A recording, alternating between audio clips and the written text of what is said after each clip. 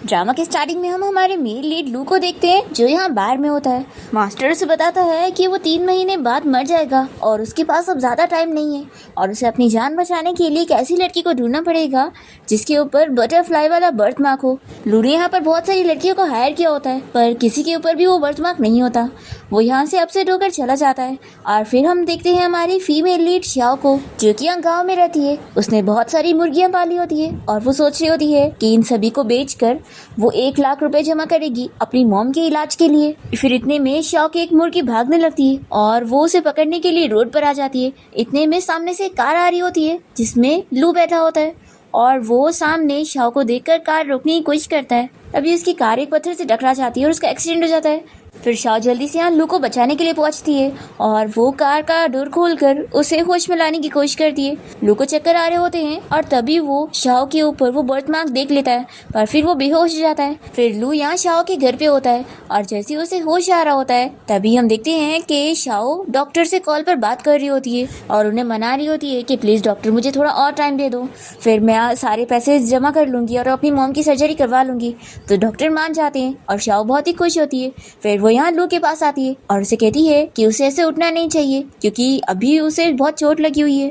लू तो यहाँ पर शाओ का वो बर्थ मार्क देख रहा होता है और वो मास्टर की बात याद कर रहा होता है कि जो बर्थ मार्क वाली लड़की होगी सिर्फ वही उसकी जान बचा सकती है और वही लड़की उसकी आखिरी उम्मीद है। फिर लू ये याद करते के साथ ही शाओ को फोर्सली किस करने लगता है। तभी वो उसे दूर करने की कोशिश करती है और कहती है कि आखिर तुम क्या चाहते हो। तो ये कहता है कि आखिर इतनी जिद्दी क्यों बन रही हो, तुम्हें मैं एक रात का 5 मिलियन दूंगा। तो शाओ कह देती है कि मुझे कोई चाहिए। तो शाओ रोते हुए कहती है कि मुझे कोई पैसे नहीं चाहिए, अगर मुझे पहले पता होता कि तुम मेरे साथ ऐसा करने वाले हो तो मैं तुम्हारी जान बचाती ही नहीं, और वैसे मैं बस एक स्टूडेंट हूँ इसलिए प्लीज़ मेरे साथ ऐसा मत करो। तो फिर लू रुक जाता है और शाओ जल्दी से उसे दूर करते हुए उसे अपने घर से बाहर निकाल देती है और दरवाज़ा भी बंद कर लेती है। फिर हम देखते हैं कि लू बाहर आने के बाद अपने असिस्टेंट को कॉल लगाता है और उसे कहता है कि 10 मिनट में मुझे यहाँ विलेज में पिक करने के लिए आओ और मुझे एक लड़की के बारे में पूरी इन्फॉर्मेशन पता करके दो। फिर हम देखते हैं कि शाओ जब यहाँ घर पे होती है तभी उसकी मॉम घर आ जाती है और कहने लगती है कि हॉस्पिटल का बिल इतना ज़्यादा जा रहा है तो इससे अच्छा रहेगा कि मैं इलाज नहीं करवाती हूँ, आखिर हम इतने पैसे कहाँ से भर पाएंगे। तो शाओ कहती है कि मॉम ये सारी जो मुर्गियाँ हैं मैं इन्हें बेच दूंगी और आपकी सर्जरी के पैसे भर दूंगी। तो फिर इसकी मॉम कहती है कि नहीं, ये तुम्हारी स्टडी के लिए, तो इन पैसों को मेरे इलाज में लगवाने की ज़रूरत नहीं है, मैं चाहती हूँ कि तुम अपनी स्टडी कंप्लीट करो, यही मेरी सबसे बड़ी विश होगी। फिर इतने में दरवाजे पर कोई नॉक करता है और शाओ और उसकी मॉम दरवाज़ा खोलकर देखते हैं कि यहाँ पे डॉक्टर्स की पूरी टीम आई होती है। डॉक्टर यहाँ पर शाओ को बताता है कि शहर के जो रिचेस्ट मैन मिस्टर लू है उन्होंने आपकी मॉम के लिए उनके पूरे इलाज का खर्चा उठाने का जिम्मा लिया है और उन्होंने हम बेस्ट डॉक्टर्स की टीम अरेंज की हुई है आपकी मॉम का एक अच्छे हॉस्पिटल में इलाज करवाने के लिए। शाओ और उसकी मॉम ये सुनकर बहुत ही ज़्यादा खुश हो जाते हैं। शाओ बहुत ही खुश होकर अपनी मॉम से कहने लगती है कि मॉम अब आप ठीक हो जाओगी, और फिर वो डॉक्टर से कहती है कि मिस्टर लू कहाँ पर है। तो डॉक्टर कहता है कि ये तो हमें नहीं पता, बस हमें तो मिस्टर लू के ऑर्डर्स मिले हैं।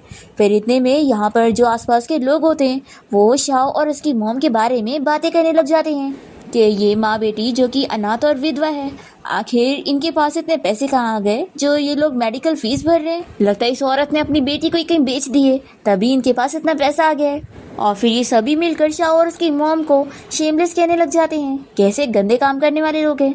तभी शाओ की मॉम ये सुनकर शाओ से कहती है कि तुम इन लोग की बातों को इग्नोर करो और हमें मिस्टर लू को सिंसियरली थैंक यू कहना होगा, उन्होंने हमारी इतनी बड़ी मदद की है। और फिर शाओ की मॉम डॉक्टर से पूछने लग जाती है कि क्या आप हमें मिस्टर लू का कॉन्टैक्ट इन्फॉर्मेशन दे सकते हैं, उन्होंने हमारी इतनी बड़ी मदद की है इसलिए हम उन्हें दिल से शुक्रिया करना चाहते हैं। तभी हम देखते हैं कि यहाँ पर बहुत सारी कार्स आके रुकती है और लू यहाँ पर खुद ही आया होता है और फिर डॉक्टर उसे मिस्टर लू कहकर बुलाने लग जाते हैं। तो शाओ को पता लग जाता है कि यही मिस्टर लू है। फिर वो कह देती है कि मिस्टर लू आप जैसा सोच रहे हैं मैं वैसी टाइप की लड़की नहीं हूँ। तो लू कहता है कि लगता है तुम्हारी मॉम की जान तुम्हारे लिए इतनी ज़्यादा इम्पोर्टेंट नहीं है, तो फिर ठीक है कोई बात नहीं, मैं तुम्हारी मॉम की सर्जरी अब नहीं करवाऊंगा। ऐसा बोलकर वो जा रहा होता है तो शाओ जल्दी से उसका हाथ पकड़ के उसे रोकती है और कहती है कि नहीं सॉरी मिस्टर लू, आप बस मेरी मॉम का इलाज करवा दो, बदले में आपको जो चाहिए मैं दे दूंगी। फिर लू के ऑर्डर्स पर डॉक्टर्स शाओ की मॉम को लेकर जा रहे होते हैं ट्रीटमेंट के लिए। फिर लू शाओ से कहता है कि मैंने तुम्हारी मॉम का इलाज करवाने के लिए अरेंजमेंट वगैरह करवा दिया हूँ, तो अब तुम्हारी बारी है अपना प्रॉमिस पूरा करने की, तुम बस मुझे अपना फर्स्ट टाइम दे दो, बदले में तुम्हें जो चाहिए मैं वो तुम्हें दे सकता हूँ। तो शाओ कह देती है कि हम लोग इज्जतदार घर के लोग हैं, तो मैं अगर अपना फर्स्ट टाइम किसी को दूंगी तो वो अपने हस्बैंड को दूंगी। ये सुनने के साथ ही लू मान जाता है कि मैं तुमसे शादी करने के लिए तैयार हूँ, तो हम लोग अभी चल के अपना मैरिज सर्टिफिकेट ले लेते हैं, तो आज रात ही हमारी वेडिंग सेरेमनी होगी।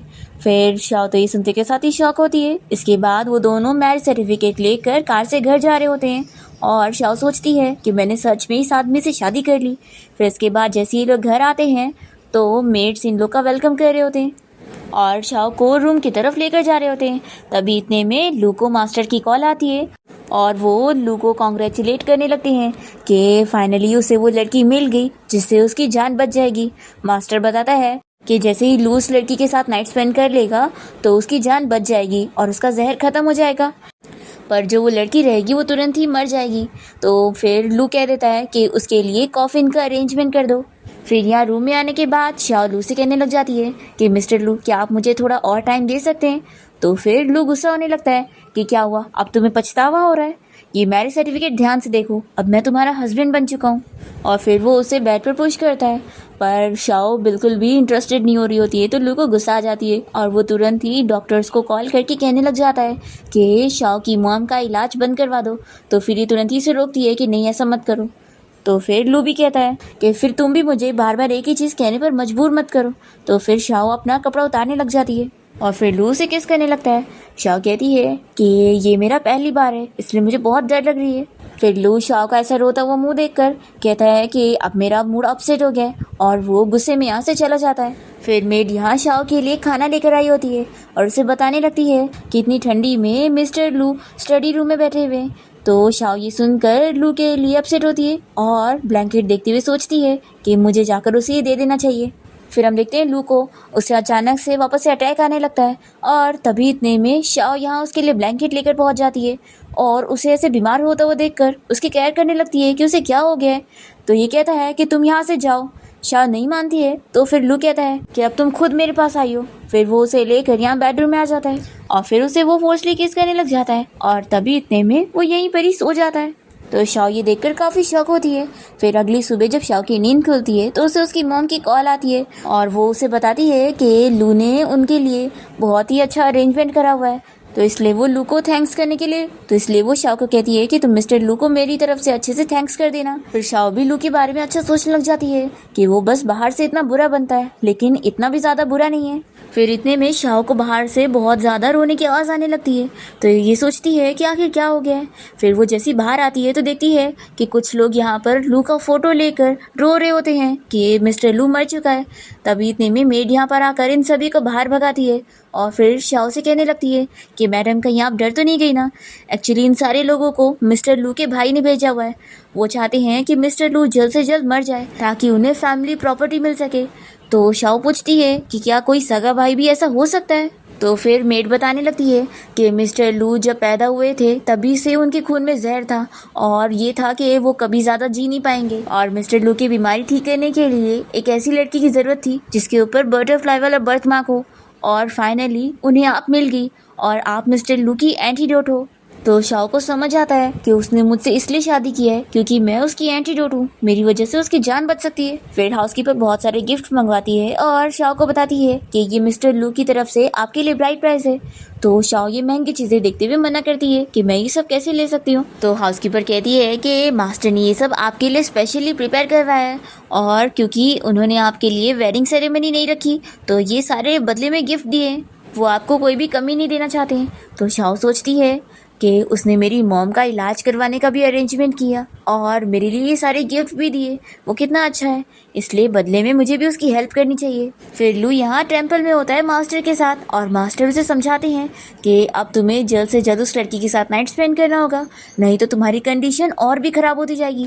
तभी यहाँ असिस्टेंट लू से पूछने लगता है कि मिस्टर लू, उस मरने वाली लड़की के ऊपर आप इतने पैसे खर्च कर रहे हैं और उसको आपने इतने सारी ब्राइड प्राइज वाले गिफ्ट भी दिए, क्या ये सब सच में ज़रूरी है। तो लू अपने असिस्टेंट को ऑर्डर देने लगता है कि तुम उस लड़की के लिए कॉफिन का अरेंजमेंट करो। तभी इतने में शाओ यहाँ टेंपल में मास्टर से मिलने आई होती है, तो लू जल्दी से यहाँ पर छुप जाता है और शाओ और मास्टर की सारी बातें सुन रहा होता है। शाओ मास्टर से पूछ रही होती है कि मास्टर, आप तो इतने ज़्यादा पावरफुल हैं तो आपके पास कोई ना कोई रास्ता तो होगा ना मेरे हस्बैंड की जान बचाने का। तो मास्टर कहते हैं कि तुम मिस्टर लू की जान क्यों बचाना चाहती हो, वो तो इतने ज़्यादा अमीर है, उनके पास बिलियंस की प्रॉपर्टी है, अगर वो मर जाएंगे तो उनकी सारी प्रॉपर्टी तुम्हें मिल जाएगी। तो शॉ कहती है कि मास्टर मेरे लिए सबसे ज़्यादा ज़रूरी मेरा हस्बैंड है और मैं चाहती हूँ कि आप उसकी जान बचा लो। तो फिर मास्टर कहते हैं कि यहाँ उसका सगा भाई भी चाहता है कि वो मर जाए और मुझे यकीन नहीं आ रहा कि तुम्हें उसकी प्रॉपर्टी के ऊपर बिल्कुल लालच नहीं आ रही। शॉ कहती है कि मास्टर मेरे लिए सबसे ज़्यादा ज़रूरी मेरा हस्बैंड है। तो फिर मास्टर कहते हैं कि अगर ऐसी बात है तो उस लड़की की जान बचाने के लिए एक ही रास्ता है कि तुम्हें उसके साथ नाइट स्पेंड करना होगा, फिर वो ठीक हो जाएगा। शॉ ये जानने के बाद खुश होती है और कहती है कि मास्टर आपका बहुत थैंक यू, और वो यहाँ से चली जाती है। तभी लू से जाता हुआ देख रहा होता है और सोचता है कि इस दुनिया में कोई और भी है जो चाहता है कि मैं जिंदा रहूं। फिर रात में शाओ को क्लासमेट्स का मैसेज आता है कि उसे कल ग्रेजुएशन पार्टी के लिए जाना होगा और उसे साथ में एक डांस पार्टनर भी चाहिए होगा। तो शाओ सोचती है कि आखिर अब डांस पार्टनर का अरेंजमेंट मैं कहाँ से करूँ। फिर वो लू से पूछने लगती है कि क्या आज शाम आप फ्री रहोगे। तभी असिस्टेंट तुरंत ही बता देता है कि मिस्टर लू आज आपको बहुत ही इंपॉर्टेंट मीटिंग के लिए जाना है। तो फिर शॉ भी सोचती है कि हाँ ये तो बहुत ही बिजी रहता है तो मुझे इसे परेशान नहीं करना चाहिए। तभी लू कहने लगता है कि क्या तुम्हें कुछ काम है। तो शॉ मना करती है कि नहीं आप अपना इंपॉर्टेंट काम कर लो, और फिर वो अपना चली जाती है। तभी असिस्टेंट यहाँ पर लू को बताने लगता है कि शॉ ग्रेजुएशन पार्टी के लिए जाने वाली है और वहाँ पर उसे किसी डांस पार्टनर की भी ज़रूरत है। लू ये सुनते के साथ ही असिस्टेंट से कह देता है कि मीटिंग कैंसिल करो, मैं पार्टी में जाऊँगा। और वो सोच रहा होता है कि शाओ मरने वाली है तो मुझे उसकी सारी विशेष पूरी करनी चाहिए। फिर हम देखते हैं कि शाओ जब यहाँ पार्टी के लिए पहुँचती है तो उसके क्लासमेट उसका मजाक उड़ाने लग जाते हैं और उसकी बेइज्जती कर रहे होते हैं कि आखिर उसने कैसे गरीबों वाले कपड़े पहन कर आई है। ये सभी यहाँ पर शाओ से कहने लगते हैं कि कम से कम पार्टी के लिए तो अच्छे कपड़े पहन लेती, अब तुम्हारे ही ऐसे कपड़े देखकर हम लोग तुम्हारे साथ पार्टी में नहीं जाना चाहते हैं, इसलिए तुम बाहर ही रहो। और फिर ये लोग शाओ को यहाँ धक्का देकर अपना पार्टी में चले जाते हैं और फिर शाओ यहाँ रोते हुए पड़ी हुई होती है। इतने में हम देखते हैं कि लू यहाँ पर अपनी कार से बाहर आता है और वो इसे कहता है कि क्या तुम इतनी स्टूपिड हो जो लोग तुम्हें बुली करके चले गए और तुम्हें ये तक नहीं पता है कि तुम्हें फाइट करना चाहिए और तुम रो रही हो। फिर वो तुरंत ही शाओ को उठा लेता है और यहाँ पर बहुत सारे स्टाफ को बुलाता है।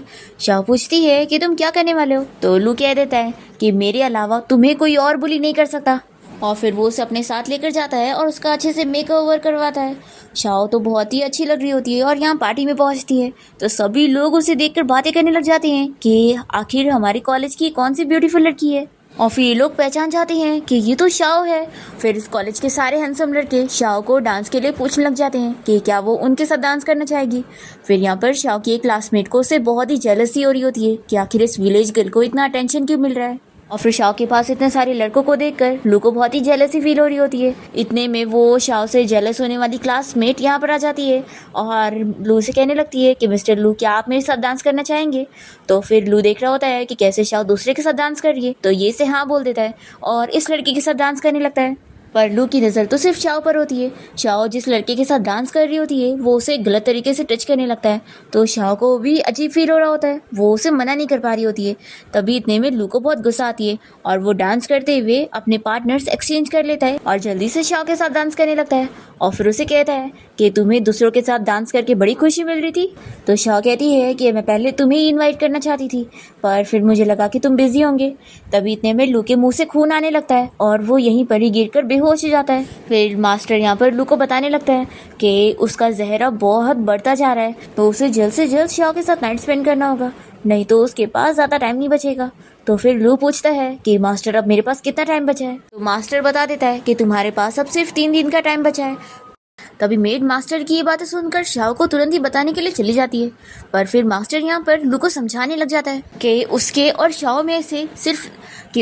शाओ दोनों में से सिर्फ एक ही की जान बच सकती है तो इसलिए उसे इस वक्त पर ज़्यादा सॉफ्ट नहीं होना चाहिए। मास्टर लू से कहता है कि तुम्हारी जान ज़्यादा कीमती है, तुम इतने बिलियंस के मालिक हो और वो लड़की तो बस एक गरीब स्टूडेंट है। दूसरी तरफ मेड इस बारे में जल्दी से शाओ को बता देती है कि मिस्टर लू के पास सिर्फ 3 दिन का टाइम बचा है और तुम तो कपल हो ना तो प्लीज़ उनकी जान बचा लो। शाओ ये सुनते के साथ ही तुरंत ही यहाँ लू के रूम में आ जाती है और उससे इस बारे में पूछने लगती है तो ये से मना करता है कि तुम मेरी इतनी फिक्र मत करो और या फिर कहीं ऐसा तो नहीं कि तुम बस ये सब मेरे साथ सोने के लिए कर रही हो। तो शाओ कहती है कि आपने मेरी इतनी बड़ी मदद करी हो इसलिए मैं आपके लिए ये करने के लिए तैयार हूँ।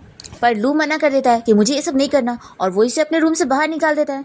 फिर शाओ इस बारे में मेड को बताती है कि वो तो मुझे टच करना ही नहीं चाहता है। तो मेड कहती है कि मेरे पास एक रास्ता है। जब भी मिस्टर लू के ऊपर वो जहर का अटैक होता है तो फिर वो पूरे वीक हो जाते हैं और कुछ भी कर नहीं पाते। तो तुम उसी वक्त का फ़ायदा उठाना और इनिशिएटिव लेना। यहाँ पर हम देखते हैं कि लू का असिस्टेंट भी उसे समझा रहा होता है कि बॉस ऐसा मत करो, आपको अपनी वाइफ की जान बचाने के लिए अपनी जान को ऐसे नहीं गंवाना चाहिए। तो लू अपने असिस्टेंट की बात नहीं मानता और उसे चिल्लाकर रूम से बाहर निकाल देता है। और फिर यहाँ वो काफ़ी वीक हो चुका होता है मुंह से खून निकलने की वजह से। और तभी यहाँ रूम में शाओ आ जाती है और वो लू से कहती है कि प्लीज़ मुझे अपना एंटीडोट बना लो और मुझे ये करने दो। और फिर वो लू को किस करने लग जाती है। तो लू भी इसे किस बैक करता है और वो सारी चीज़ें याद करने लगता है कि कैसे वो उसकी जान बचाने के लिए मास्टर के पास गई थी और कह रही थी कि वो उसका हस्बैंड है, तो इसलिए वो उसे ठीक करना चाहती है। फिर लू ये याद करते के साथ ही शाओ से दूर हो जाता है और उसे कहता है कि मुझे याद आया, मुझे ज़रूरी काम है, तुम अपना रेस्ट करो। ऐसा बोलकर जल्दी से रूम से बाहर आ जाता है और फिर अपने असिस्टेंट को कॉल करके उसे कहता है कि मुझे जल्दी से मास्टर के पास लेके चलो। और फिर लू यहाँ मास्टर से पूछने लग जाता है कि क्या आपके पास कोई और रास्ता नहीं है। तो मास्टर कहता है कि सच में इसका कोई और रास्ता नहीं है और अब वो लड़की तो मिल भी गई है ना, तो आखिर आप क्यों नहीं सुन रहे। तो फिर लू कहने लगता है कि मैं शाओ को मरने नहीं दे सकता हूँ, तो मास्टर प्लीज़ आप कोई और रास्ता ढूंढो, आप चाहो तो बदले में मेरे सारे पैसे ले लो, लेकिन आपको कैसे भी करके कोई और रास्ता ढूंढना ही होगा। और फिर लू यहाँ से चला जाता है। दूसरी तरफ शाओ यहाँ पर इसी बारे में सोच में लगी होती है कि लू तो उसे बिल्कुल भी टच नहीं करने दे रहा है, तो आखिर ये उसके पास कैसे जाएगी। फिर इतने में यहाँ पर एक गार्ड आया होता है और वो शाओ को बताने लगता है कि लू की स्टेप मॉम ने उसे ओल्ड हाउस में मिलने के लिए बुलाई है। तो फिर शाओ जाने के लिए तैयार हो जाती है। तभी मेड उसे समझाती है कि वो वहाँ पर जाए तो थोड़ा केयरफुल रहे क्योंकि वो लोग अच्छे नहीं है। और फिर शाओ के यहाँ से जाते ही मेड तुरंत ही इस बारे में लू को कॉल करके बता देती है कि शाओ ओल्ड हाउस गई हुई है। फिर हम देखते हैं कि लू यहाँ अपनी मीटिंग छोड़कर तुरंत ही शाओ के लिए यहाँ से निकलता है। फिर शाओ जैसे ही लू की स्टेप मॉम के घर पहुँचती है तो यहाँ पर उसका स्टेप ब्रदर शाओ को देखते ही कहने लगता है कि अच्छा तुम ही वो लड़की हो जिसने उस मरने वाले बंदे से शादी करी हुई हो। तभी यहाँ स्टेप मॉम आ जाती है और अपने बेटे को चिल्लाती है कि तुम आखिर अपनी सिस्टर इन लॉ से कैसे बात कर रहे हो। फिर ये शाओ के सामने अच्छी बनने की एक्टिंग कर रही होती है। इसके बाद ये पूरी फैमिली जब साथ में बैठ के लंच कर रहे होते हैं तभी ये लोग पूरी फैमिली के सामने शाओ की बहुत ज़्यादा बेइज्जती करने लग जाते हैं। और फिर यहाँ पर लू का स्टेप ब्रदर तो शाओ को बहुत ही ज़्यादा बुली करने लग जाता है और उसे मारने लग जाता है और लू का इसके ऊपर बदला निकाल रहा होता है और वो इसे पकड़ के ज़बरदस्ती उसे गंदा पानी पिलाने की कोशिश कर रहा होता है। और तभी इतने में लू यहाँ पर अपने गार्ड्स के साथ पहुंच जाता है और अपने स्टेप ब्रदर को चिल्लाने लगता है कि क्या अब तुम्हारा बस हुआ। और फिर वो जल्दी से शाओ को उठाने में हेल्प करता है और अपने स्टेप ब्रदर का गला दबाने लगता है। तो फिर इसकी स्टेप मॉम चिल्लाती है कि आखिर तुम्हारे भाई ने क्या ही गलत किया है। तो लू कह देता है कि अभी मैं मरा नहीं हूँ और मेरी सारी प्रॉपर्टी मेरे भाई को नहीं मिलेगी बल्कि मेरी वाइफ को मिलेगी। स्टेप मॉम कहती है कि तुम एक आउटसाइडर लड़की के लिए हमसे ऐसी बदतमीजी से बात करोगे। तो फिर लू कह देता है कि ये मेरी वाइफ है और आप लोग इसे ऐसे बुली नहीं कर सकते। और फिर लू गार्ड से कहकर स्टेप मॉम और अपने स्टेप ब्रदर को अच्छे से सबक सिखाने के लिए बोल रहा होता है और इन लोगों को वार्निंग भी दे रहा होता है। तभी इतने में यहाँ पर लू की ग्रैंडमा आ जाती है और पूछने लगती है कि ये सब क्या झगड़ा चल रहा है। तो फिर स्टेप मॉम उन्हें लू के बारे में कंप्लेन करने लग जाती है कि कैसे वो यहाँ अपनी फैमिली के साथ इस तरीके से कर रहा है और एक आउटसाइडर लड़की को अपना समझ रहा है और अपनी फैमिली को गैर। तो ग्रैंडमा तो यहाँ स्टेप मॉम को चिल्लाती है और लू की साइड लेती है और शाओ से सॉरी कहती है कि हमारी फैमिली में तुम्हें ये सब सहना पड़ा। तभी लू शाओ से कहता है कि तुम कितनी बुद्धू हो, तुम्हें यहाँ पर आना ही नहीं चाहिए था, तुम्हें किसने बोला था यहाँ पर आने के लिए। फिर ग्रैंडमा कहने लगती है कि मेरी ग्रैंड डॉटर इन लॉ को जल्दी से घर लेके चलो। तो लू जल्दी से शाओ को उठा लेता है क्योंकि वो बेहोश हो रही होती है। तभी स्टेप मॉम कहने लगती है कि तुम्हें क्या लगता है कि तुम इस लड़की को प्रोटेक्ट कर लोगे, जब तुम मर जाओगे ना तो हम इस लड़की से अच्छे से बदला लेंगे। तो फिर लू ये सुनकर और गुस्सा होता है और गार्ड से कहता है इन दोनों से निपटने के लिए। तो फिर गार्ड्स इन दोनों को पकड़ के लेके जा रहे होते हैं और ये लोग कहते हैं कि तुम हमारे साथ क्या कर रहे हो। तो ग्रैंडमा कहती है कि तुम लोग ने जो किया है ना उसी का नतीजा मिल रहा है। फिर घर में हम देखते हैं कि शाओ के लिए मेड यहाँ पे नूडल्स लेकर आती है और बताती है कि लू ने उसके लिए स्पेशली ये खाना प्रिपेयर करने के लिए बोला था। फिर शाओ सोच रही होती है कि वो मेरी कितनी ज़्यादा केयर करता है तो मुझे भी उसे रिपे करना चाहिए। फिर यहाँ पे लू को फिर से अटैक आ रहा होता है और शाओ यहाँ पर आ जाती है उसकी हेल्प करने के लिए, पर लू उसे तुरंत ही रूम से बाहर जाने के लिए बोलता है। तो वो कहती है कि आखिर तुम मेरी हेल्प क्यों नहीं लेना चाह रहे हो। तो लू कह देता है कि मैंने बोला ना मुझसे दूर रहो, और अब से तुम गेस्ट रूम में रहोगी और मेरे नज़दीक आने की सोचना भी मत। तो शाओ सोचती है कि मुझे कुछ ना कुछ तरीका निकालना होगा इसके साथ सोने के लिए। फिर इसके बाद हम देखते हैं कि शाओ एक मेडिकल स्टोर गई होती है और फिर वो यहाँ से लू के लिए ड्रग खरीद लेती है और फिर वो यहाँ लू के रूम में पहुँच जाती है नाइट ड्रेस पहनकर उसे सेड्यूस करने, और तुरंत ही उसे किस करने लगती है ताकि उसकी लिपस्टिक में जो ड्रग है उसका असर हो। तो फिर लू से चिल्लाने लगता है कि तुमने मुझे ड्रग दी हो।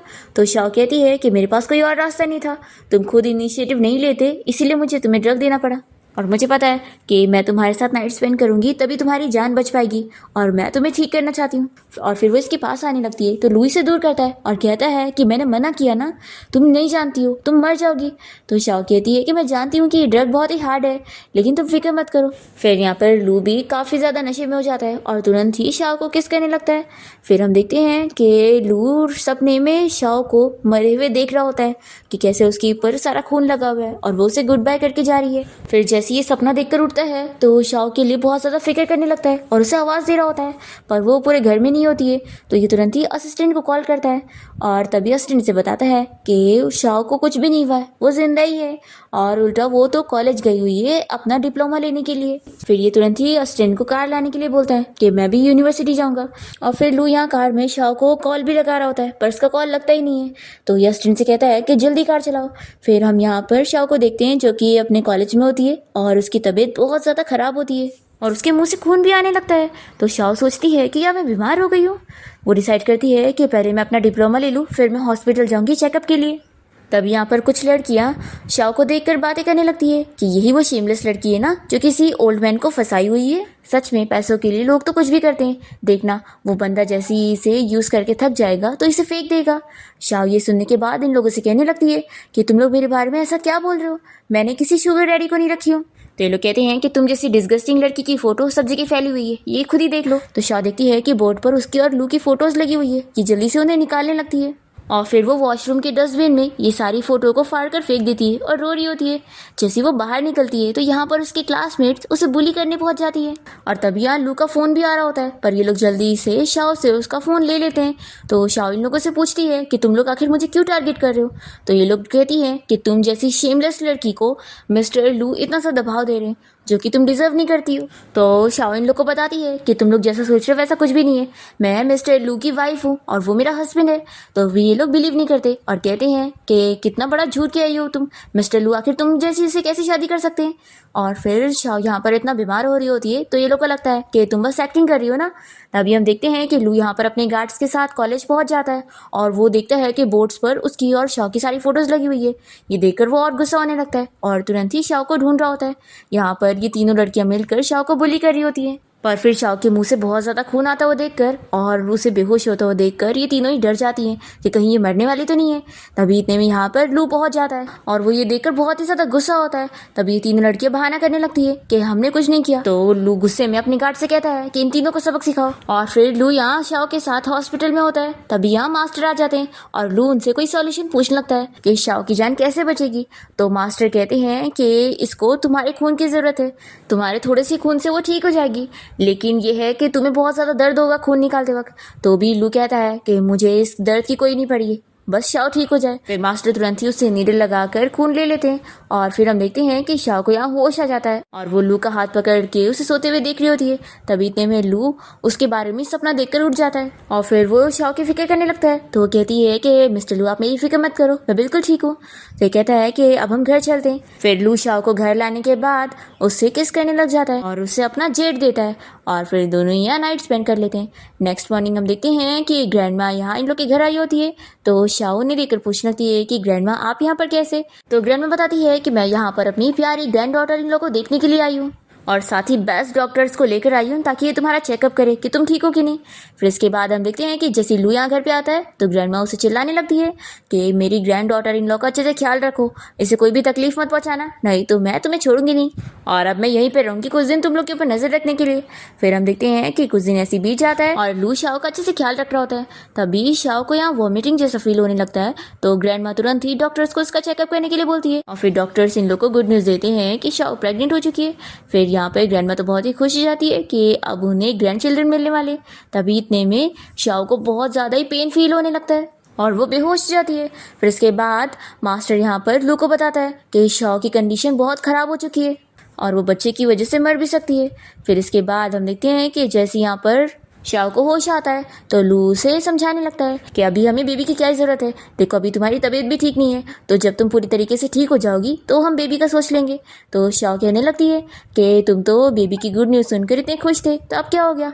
वो लू से कह देती है कि मैं ये बात नहीं मानने वाली हूँ, मुझे ये बेबी चाहिए और मैं इसे दुनिया में ला के रहूँगी, और फिक्र मत करो, मुझे कुछ नहीं होगा, मैं अपने आप को संभाल सकती हूँ और मैं भी काफ़ी थकी हुई हूँ, तो तुम बाहर जाओ। तो फिर लू बाहर चला जाता है और तुरंत ही अपने असिस्टेंट को कॉल करके कुछ लड़कियों का अरेंजमेंट करने बोलता है और फिर उसका असिस्टेंट लड़कियों को लेकर घर पहुंचता है। तो लू उनमें से एक को सिलेक्ट कर लेता है। फिर ये लड़की यहाँ पर उसे सेड्यूस करने की कोशिश करती है तो लू उसे गुस्से में देखता है और कहता है कि तुम्हारा काम होगा बस मेरी लवर बनने का, प्रिटेंड करने का, और मैं तुम्हें एक दिन का 3 मिलियन दूंगा, तो अपना काम अच्छे से करना। और फिर लू इस लड़की को लेकर घर पहुंच जाता है और शाओ को दिखाने के लिए उसके साथ मिलकर रोमांस करने की एक्टिंग कर रहा होता है। शाओ ये देखकर काफ़ी शौक होती है और वो लू के पास आकर ये सब देखने लगती है। तो लू कहता है कैसे देख क्या रही हो। शाओ कहती है कि तुम्हें नहीं लगता कि तुम्हें मुझे इस बारे में कुछ एक्सप्लेन करना चाहिए। तो लू कहता है कि इसमें एक्सप्लेन करने वाला कुछ है ही नहीं, मैं बस तुम्हारे साथ खेल रहा था और वैसे भी मैं बहुत ही अमीर हूँ, मैं कितनी भी सारी लड़कियों के साथ खेल सकता हूँ। शाओ ये सुनकर गुस्सा होती है और तुरंत ही इसे थप्पड़ लगा देती है। तो लू इसे कहता है कि तुम मेरे ही घर पे रहकर क्या अपने आप को इस घर की ओनर समझ रही हो। तो शाओ कहती है कि एक तो तुमने मुझे चीट किया और मेरे यहाँ पे रहते ही तुम यहाँ किसी और लड़की को ला रहे हो। तो लू कहता है कि मैं लाऊंगा, और एक क्या मैं तो बहुत सारी लाऊंगा और कितने भी ला सकता हूँ।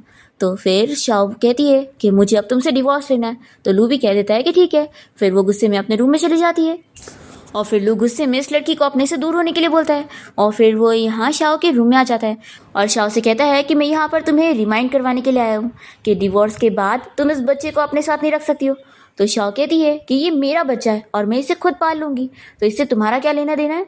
तो लू कहता है कि मेरी फैमिली कभी इस नाजायज़ बच्चे को एक्सेप्ट नहीं करेंगे और मेरी फैमिली की इससे बहुत बेइज्जती होगी, इसलिए तुम इस बच्चे को नहीं रख सकती हो। तो शाओ फिर से इसे थप्पड़ लगाती है और कहती है कि ये मेरा बच्चा है और तुम होते कौन हो मेरे बच्चे को अबॉर्ट करवाने वाले। तुम फिक्र मत करो, इस बच्चे का तुम्हारी लू फैमिली से कोई लेना देना नहीं होगा और मैं इसका खुद ख्याल रख लूँगी, और बस तुम इंतज़ार करो, मैं तुम्हें डिवोर्स एग्रीमेंट भिजवाती हूँ।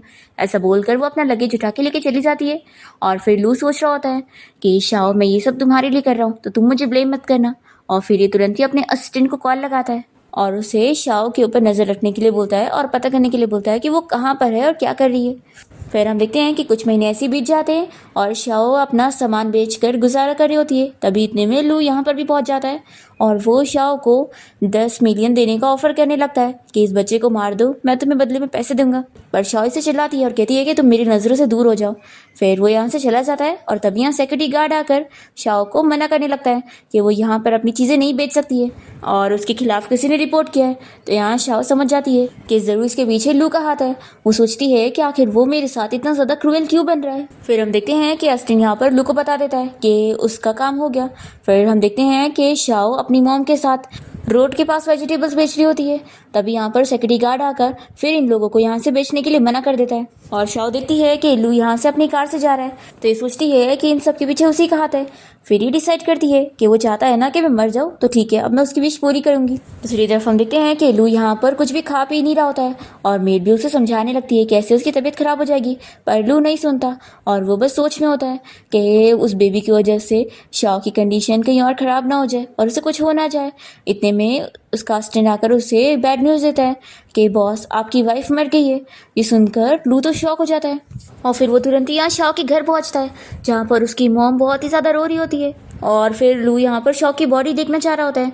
तो असिस्टेंट कहता है कि उसकी वाइफ ने मरने से पहले बोल कर गई है कि उसकी बॉडी चाहे कोई भी देख सकता है, लेकिन लू नहीं, वो उससे बहुत नफरत करती है। फिर लू ये जाने के बाद बहुत ही रोने लगता है कि मैंने उसके साथ कितना गलत किया हूँ। फिर वो यहाँ से चला जाता है और इसी के साथ ही 5 साल बीत जाते हैं और हम देखते हैं कि एक छोटी सी बच्ची यहाँ पर सॉक्स बेच रही होती है और तभी लू कार से जाते हुए उसे देख रहा होता है और सोचता है कि काश अगर मेरी बच्ची जिंदा होती तो वो भी शायद इतनी बड़ी होती। तभी अस्टिन कहने लग जाता है कि बॉस अब आपको दूसरी शादी कर लेनी चाहिए, फिर आपका भी बेबी आ जाएगा। तो ये सुनते इसके साथ ही लू से चिल्लाता है और फिर वो याद कर रहा होता है मास्टर ने उसे बताया था कि अब उसकी बीमारी ठीक हो चुकी है। लेकिन लू तो इस बात से अपसेट होता है कि शाओ तो अब इस दुनिया से जा चुकी है और वो सोच रहा होता है कि मैं उसे बहुत मिस कर रहा हूँ। तभी ये बच्ची यहाँ पर आकर लू से कहने लगती है कि अंकल क्या आपको स्कार्फ खरीदना है। तो लू सोचने लगता है कि ये बच्ची बिल्कुल शॉक की तरह दिखती है। और फिर तभी इतने में ये बच्ची लू को डैडी कहने लग जाती है, तो वो काफ़ी शॉक होता है और कहता है कि वैसे मैं तुम्हारे सारे स्कार्फ खरीदने के लिए तैयार हूँ, और वो इसे पैसे दे देता है। तो ये बच्ची उससे थैंक यू डैडी बोलकर चली जाती है। और फिर ये बच्ची जब यहाँ पैसे काउंट कर रही होती है तो उसकी मम्मी यहाँ पर आ जाती है, जो कि कोई और नहीं बल्कि शाओ है। फिर वो अपनी बेटी लिली से पूछने लग जाती है कि तुम यहाँ पर क्या कर रही हो। तो लिली कहती है कि मम्मी देखो डैडी कार से जा रहे हैं।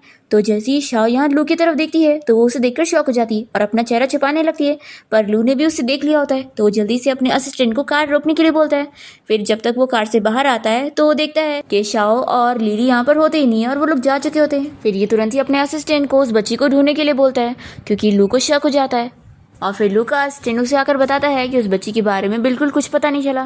तभी इतने में लू को उसकी ग्रैंडमा की कॉल आ जाती है और वो कहने लगती है कि तुम अब 34 साल के हो गए हो और अब तो तुम्हें शादी कर लेनी चाहिए, नहीं तो मुझे ग्रैंड चिल्ड्रन कैसे मिलेंगे। तो लू कहता है कि ग्रैंडमा आप अच्छी तरीके से जानती है कि मेरी वाइफ शाओ है और उसके अलावा कोई और मेरी वाइफ नहीं बनेगी।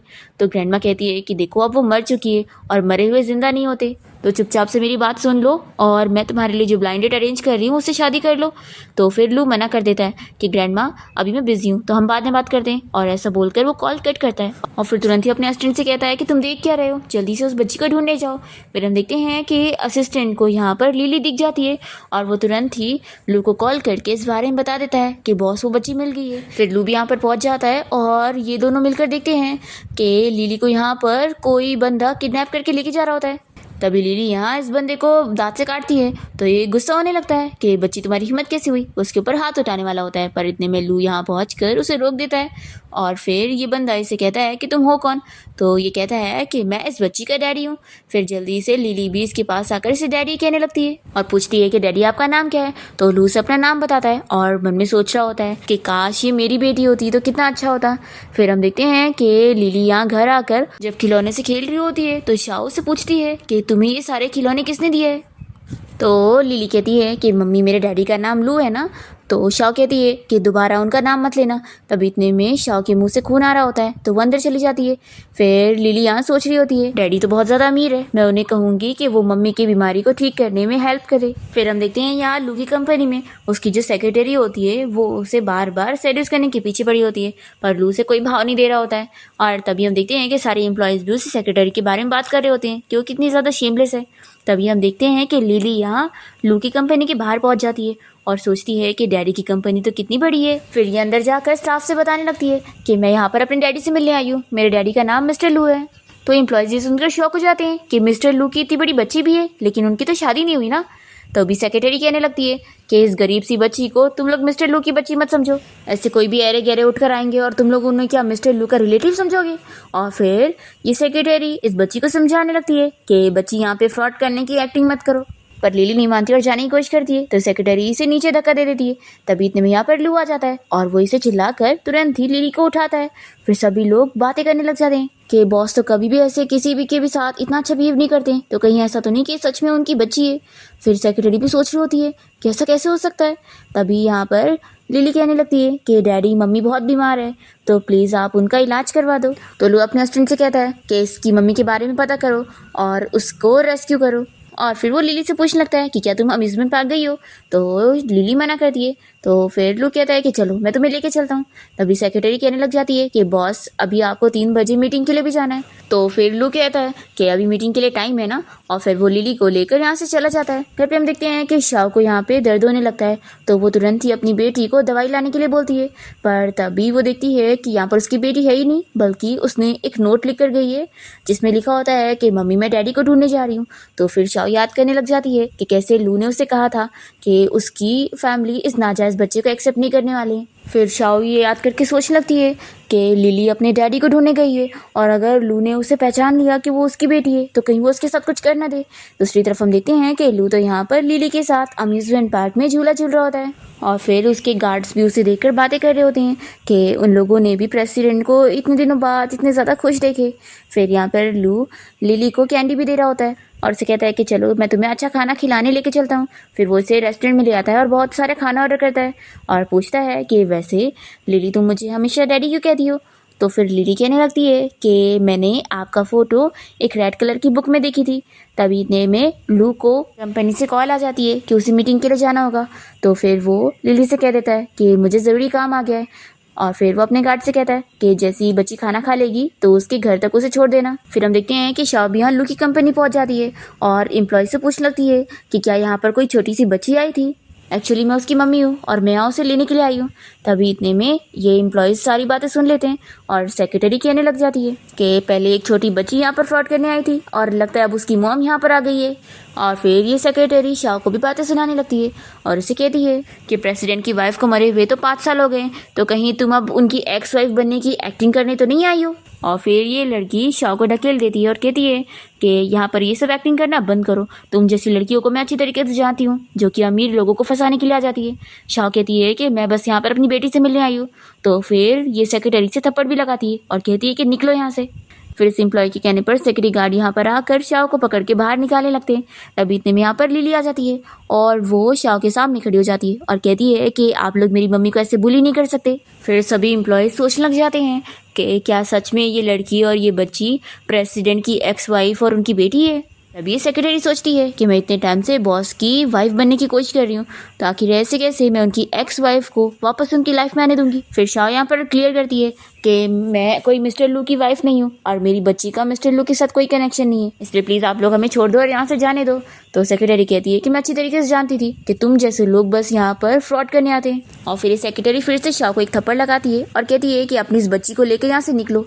पर तभी हम देखते हैं कि लिली यहाँ जल्दी से लू के पास आ जाती है और तभी लू भी उसके गले में अपना जेट देख लेता है और कहता है कि तुम्हारी मम्मी का नाम क्या है। फिर वो बताने जा रही होती है कि इतने में असिस्टेंट आकर लू को बताने लगता है कि बॉस ये तो सच में आपकी ही बच्ची है और ये रही उसकी डीएनए टेस्ट रिपोर्ट। लिली बताती है कि मेरी मम्मी का नाम शाओ है। तो लू तुरंत ही पूछता है कि मम्मी कहाँ पर है। तो फिर लिली बताने लगती है कि वहाँ पर। फिर लू तुरंत ही भाग कर जाता है और तभी यहाँ पर ये सेक्रेटरी तो यहाँ शाओ को बुली करे जा रही होती है। लू जल्दी से शाओ का हाथ पकड़ता है और उससे कहता है कि मैंने फाइनली तुम्हें ढूंढ लिया। तो सेक्रेटरी कहने लगती है कि बॉस आप इन दोनों माँ बेटी से फूल मत बनो, ये दोनों बस फ्रॉड कर रही हैं और मैंने तो इन लोग को यहाँ से निकालने के लिए पुलिस को भी कॉल कर दी हूँ। फिर लू इसे चिल्लाता है कि क्या तुम्हें मेरे हाथों मरना है। तो फिर ये सेक्रेटरी उल्टा शाओ से कहने लगती है कि सुना मिस्टर लू ने क्या कहा कि अब तुम मरोगी। तो असिस्टेंट इसे थप्पड़ लगाता है और कहता है कि बॉस ने तुम्हें कहा है। और फिर लू ऑर्डर देता है कि इस लड़की को लेकर जाओ और इसे अरेस्ट करवाओ। फिर लू शाओ से कहता है कि 5 साल बाद मैंने फाइनली तुम्हें ढूंढ लिया और मुझे यकीन नहीं आ रहा है कि सच में तुम ही हो। फिर वो उसे अपने साथ घर चलने के लिए बोल रहा होता है। तो शाओ तुरंत ही उसे थप्पड़ लगाती है और कहती है कि तुम्हें नहीं लगता कि तुम बहुत ही रिडिक्यूलस बात कर रहे हो। अब हम दोनों का डिवोर्स हो चुका है और हम दोनों सिर्फ और सिर्फ स्ट्रेंजर्स हैं। तो लू कहने लगता है कि मैंने जो किया हूँ वो गलत है, पर मेरा वो सब करने का कुछ रीज़न था। तो शाओ कह देती है कि मुझे तुम्हारी कोई बात नहीं सुननी है और वो अपने साथ लिली को यहाँ से लेकर चली जाती है। फिर एम्प्लॉयज़ बातें करने लगते हैं कि लगता है मिस्टर लू ने अपनी वाइफ को चीट करे हैं। फिर लू सोच रहा होता है कि मैंने फाइनली शाओ को ढूंढ लिया हूँ, तो मैं सब कुछ करने के लिए तैयार हूँ उसे मनाने के लिए। दूसरी तरफ लिली शाओ से पूछ रही होती है कि मम्मी हम लोग कहाँ जा रहे हैं। तो फिर शाओ कहती है कि हम लोग तुम्हारे डैडी से बहुत दूर जा रहे हैं। तो फिर लिली भी पूछने लग जाती है कि आखिर आप डैडी से इतनी नफरत क्यों करती हैं। तभी इतने में यहाँ पर लू अपने गार्ड्स के साथ पहुँच जाता है और सभी गार्ड्स यहाँ पर शाओ से कहने लग जाते हैं कि मैडम आपका वेलकम है और ये सारे गिफ्ट बॉस ने आपके लिए प्रिपेयर करे हैं। तो शाओ कह देती है कि मुझे इनमें से कुछ भी नहीं चाहिए और मैं कोई तुम लोग की मैडम नहीं हूँ। तो फिर लू यहाँ पर शाओ को मनाने लगता है। तो शाओ कहती है कि अब ये सब बंद करो और अब मेरे और मेरी बेटी के पीछे पड़ना छोड़ दो, क्या तुम हम दोनों को मार के ही दम लोगे। तभी यहाँ पर लिली लू को डैडी कहने लग जाती है। तो शाओ से भी चिल्लाती है और कहती है कि ये तुम्हारे डैडी नहीं है तो उन्हें डैडी मत कहो। और फिर वो तुरंत ही लिली को यहाँ से लेकर चली जाती है। फिर हम यहाँ पर लू के स्टेप मॉम और स्टेप ब्रदर को देखते हैं जो कि बहुत ही गुस्सा हो रहे होते हैं कि उनका प्लान खराब हो गया। एक्चुअली में जो लू की सेक्रेटरी थी वो इसी ने हायर करी थी ताकि वो लू के साथ अपना रिलेशन बनाए और इन लोग को प्रॉपर्टी लेने में हेल्प करे। पर सेक्रेटरी की वजह से सारा प्लान खराब हो गया तो ये लोग गुस्सा हो रहे होते हैं और तभी इन्हें ये भी पता लग जाता है कि शाओ और उसकी बेटी वापस से लू की लाइफ में आ गए। फिर ये लोग यहाँ पर गार्ड्स भेज देते हैं जो कि यहाँ पर लिली और शाओ को किडनैप करके लेके चले जाते हैं। और फिर स्टेप मॉम लू को कॉल करके उसे धमकी देती है कि अगर वो चाहता है कि उसकी वाइफ और उसकी बच्ची जिंदा रहे तो वो सारी प्रॉपर्टी इन लोग के नाम कर दे। फिर यहाँ पर लू पहुँच जाता है शाओ और लिली को बचाने के लिए और वो कहता है कि मैंने प्रॉपर्टी की डॉक्यूमेंट्स ले आया हूँ और साइन भी कर दिया हूँ, अब तुम लोग मेरी वाइफ और मेरी बच्ची को छोड़ दो। फिर जैसे यहाँ पर स्टेप ब्रदर ये प्रॉपर्टी के डॉक्यूमेंट पकड़ने जा रहा है, फिर जैसे ये स्टेप ब्रदर प्रॉपर्टी के डॉक्यूमेंट ले रहा होता है, तभी इतने में शाओ जल्दी से अपनी बेटी लिली को भागने के लिए बोलती है। तो फिर स्टेप ब्रदर बहुत ही गुस्सा हो जाता है और तुरंत ही शाओ को चाकू मार देता है। फिर इसके बाद हम देखते हैं लू यहाँ पर शाओ को घर ले आता है और मास्टर बताते हैं कि थोड़ी देर में उसे होश आ जाएगा कि तुमने मेरी बेटी का ये क्या हाल बना दिए हो, तुम तो मेरे सन इन लॉ बनने लायक हो ही नहीं। फिर लू अपसेट होकर बाहर चला जाता है। तभी लिली उसके पास जाती है और लू उसे अपनी पूरी स्टोरी सुना देता है। फिर इसके बाद हम देखते हैं कि जैसे ही शाओ को होश आता है तो वो मास्टर से कहती है कि अब मैं कब यहाँ से जा सकती हूँ। तो मास्टर कहता है कि अभी उसे रेस्ट करने की जरूरत है। तभी लिली यहाँ पर उसके लिए फ्लावर लेकर आ जाती है। तो शाओ से चिल्लाती है कि जरूर ये तुम्हारे डैडी ने दिया होगा ना, मैंने बोली थी ना कि उनकी चीज़ों का हाथ मत लगाना। तो फिर शाओ कहती है कि मम्मी मैं आपको एक स्टोरी सुनाती हूँ जो कि मुझे डैडी ने सुनाए थे। फिर वो इसे सब बता देती है जो कि लू ने बताया था। तो शाओ को पता लग जाता है और वो कहती है कि यानी मैं अगर तुम्हें इस दुनिया में लाती तो फिर मेरी जान को खतरा था, इस वजह से वो तुम्हें अबॉर्ट करना चाहता था, यानी कि वो ये सब मुझे प्रोटेक्ट करने के लिए कर रहा था। तो लिली हाँ कहती है और कहती है कि मम्मी मेरे साथ चलो। लू ने यहाँ पर शाओ को सरप्राइज देने की प्लानिंग किया होता है और फिर लिली कहती है कि डैडी जल्दी से मम्मी को सब बता दो। शाओ पूछती है कि लिली ने क्या जो भी बोली है वो सब सच है। तो लू कहता है कि हाँ और फिर लू शाओ को सॉरी कहने लगता है कि मैंने ये डिसीजन अपना अकेले ले लिया और मैंने ये सब तुम्हें प्रोटेक्ट करने के लिए किया था, तो प्लीज मुझे माफ कर दो। और फिर वो उसे रिंग दिखाते हुए शादी के लिए फिर से प्रपोज करने लगता है और कहता है कि तुम फिर से मेरी वाइफ बन जाओ। शाओ कहती है कि मैं इतनी आसानी से हाँ नहीं बोलने वाली हूँ। तो फिर लू भी कह देता है कि जब तक तुम नहीं मानोगी मैं तुम्हें मनाता रहूंगा और फिर वो उसे किस करने लगता है और लिली के। और फिर यहाँ पर लिली भी बहुत ही खुश हो जाती है कि अब मुझे डैडी मिल गए। और फिर इसी के साथ ही इस ड्रामा की हैप्पी एंडिंग यहाँ पर हो जाती है।